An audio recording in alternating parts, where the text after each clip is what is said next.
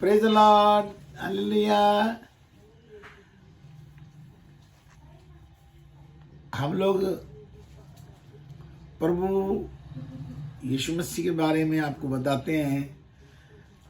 पता नहीं आप जानना चाहते हैं या नहीं चाहते, या सुन के छोड़ देते हैं। जो बोला जाए उसको बाइबल में देखा करो कि हमने जो बताया कि सच में वो सही है या नहीं। परमेश्वर ने जगत में अपना बेटा दिया, तो जो हम लोग सभी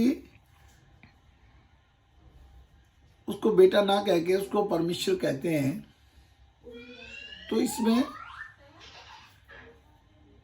इसमें हम लोग परमेश्वर का भी अपमान करते हैं। देखो, हम देखेंगे पहले योना की पत्री 1 जॉन चैप्टर 5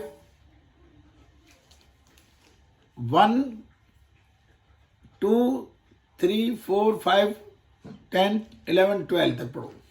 ध्यान से सुनेंगे, जल्दी जल्दी पढ़ो। संसार पर जय पाना, जिसका ये विश्वास है कि यीशु ही मसीह है, वह परमेश्वर से उत्पन्न हुआ है, और जो कोई उत्पन्न करने वाले से प्रेम रखता है वह उससे भी प्रेम रखता है जो उससे उत्पन्न हुआ है।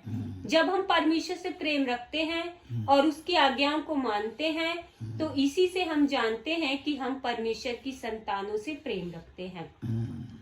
क्योंकि परमेश्वर से प्रेम रखना यह है कि हम उसकी आज्ञाओं को माने, और उसकी आज्ञाएं कठिन नहीं, क्योंकि जो कुछ परमेश्वर से उत्पन्न हुआ है वह संसार पर जय प्राप्त करता है, और वह विजय जिससे संसार पर जय प्राप्त होती है हमारा विश्वास है।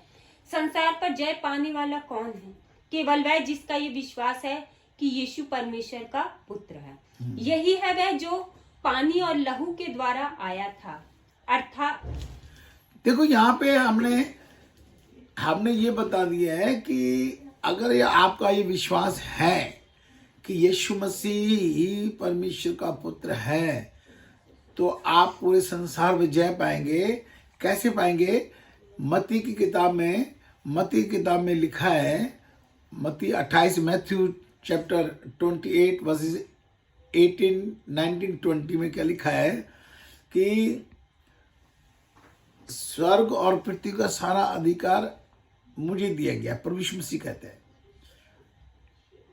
और जाओ तुम सभी जातियों लोगों को चेला बनाओ, और पिता पुत्र और पवित्र आत्मा के नाम से उनको बपतिस्मा दो, और जो बातें मैंने तुम्हें मानना सिखाई वो उन्हें सिखाओ, क्योंकि जगत के अंत तक सदैव में तुम्हारे संग हूं। अगर आप पूरी पृथ्वी पर प्रभु यीशु मसीह के बारे में बताना चाहते हो, उसकी बात को मानना चाहते हो, तो आपको ये मानना पड़ेगा कि प्रभु यीशु मसीह परमेश्वर का बेटा है। और अगर जो आप प्रभु यीशु मसीह को परमेश्वर बोलते हो, तो आपकी लाइफ खत्म। देखो, जहां भी रोका था हमने, इससे आगे पढ़ेंगे। योना की पत्री पहले योना की पत्री 5 का 10 11 12 पढ़ेंगे। जो परमेश्वर के पुत्र पर विश्वास करता है वह अपने ही में गवाही रखता है। जिसने परमेश्वर पर विश्वास नहीं किया उसने उसे झूठा ठहराया, क्योंकि उसने उस गवाही पर विश्वास नहीं किया जो परमेश्वर ने अपने पुत्र के विषय में दी है। और वे गवाही ये है कि परमेश्वर ने हमें अनंत जीवन दिया है, और ये जीवन उसके पुत्र में है। जिसके पास पुत्र है उसके पास जीवन है, जिसके पास परमेश्वर का पुत्र नहीं उसके पास जीवन भी नहीं है। देखो, अगर आपके पास परमेश्वर का पुत्र नहीं है तो आपके पास जीवन नहीं है। ये मैं नहीं कह रही, बाइबल में लिखा हुआ है। और अगर आप ये नहीं मानते कि यीशु मसीह परमेश्वर का पुत्र है, तो आप परमेश्वर को भी झूठा ठहराते हो। एक आदमी की गवाही अगर कोई आके चर्च में गवाही दे या कोर्ट में गवाही दे, तो आदमी या औरत इंसान गवाही दे रहे ना, हम उसकी गवाही मान लेते हैं। तो उससे गवाही, सबसे बड़ी गवाही तो परमेश्वर की है, तो हम उसको भी नहीं मानते। परमेश्वर कहता है ये यीशु मसीह मेरा पुत्र है, तो हम उसको नहीं मानते। वो कह रहा, और वह गवाही ये है कि परमेश्वर ने आनंद जीवन दिया है, आनंद जीवन में मौज मस्ती, और ये जीवन उसके पुत्र में है। ये जो आपकी तंदुरुस्ती, मौज मस्ती, ये प्रभु यीशु मसीह में है, जिसके बाद परमेश्वर का पुत्र नहीं उसके पास जीवन भी नहीं है। तो अगर आप कहते हैं कि यीशु मसीह परमेश्वर है, तो आपके पास जीवन नहीं है, आप मुर्दे हैं, आप बेजान हैं। मैं नहीं कह रही, बाइबल कह रही है। अभी योना 5:22 में लिखा है, John chapter 5 verses 22, for the father judges no one but has committed all judgment to the son.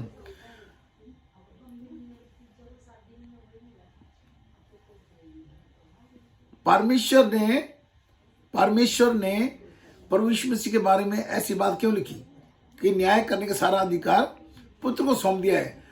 परमेश्वर के पास यह अधिकार नहीं है। क्यों किया? परमेश्वर, हम लोग अगर परमेश्वर को मानते हैं तो उसका बेटा प्रभु यीशु मसीह है, उसके पास ये अधिकार है कि वो हमें हमारा न्याय करे। पर हम लोग क्या करते हैं, हम उसको नहीं मानना चाहते, हम उसको सुनना ही नहीं चाहते। अब देखो योना 3:16-17-18 पढ़ेंगे।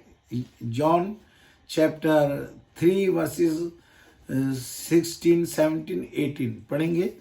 क्योंकि परमेश्वर ने जगत से ऐसा प्रेम रखा कि उसने अपना इकलौता पुत्र दे दिया, ताकि जो कोई इस पे विश्वास करे वह नष्ट न हो परंतु अनंत जीवन पाए।